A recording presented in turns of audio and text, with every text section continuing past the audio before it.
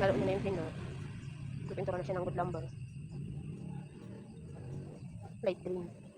Sabi ko green, naging light green ang binigay. Ano yun, yan na yung napinturahan niya, guys. At yan, pinipinturahan niya pa. Stop pala muna ngayong araw ang trabaho kasi nagkasakit yung nagtatrabaho. Yung maso namin nagkasakit. Ginagawa ni husband ay nagpipintura siya ng wood lumber. Light green pala yung kulay. Yan. So, steel matting light green din, saka sa tubular. Yan yung kakabitan ng steel matting tubular, guys. Para maganda tingnan. Yan pa yung mga pipinturahan ng wood lumber. Itong sarong lata, yun na yan.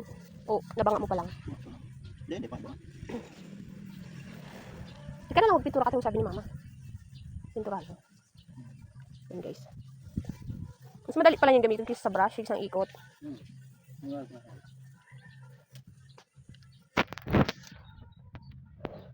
Pero sa steel matting, dapat brush ang gawin mo. Hindi, may malalagyan ng gabos. Brush na susuksok.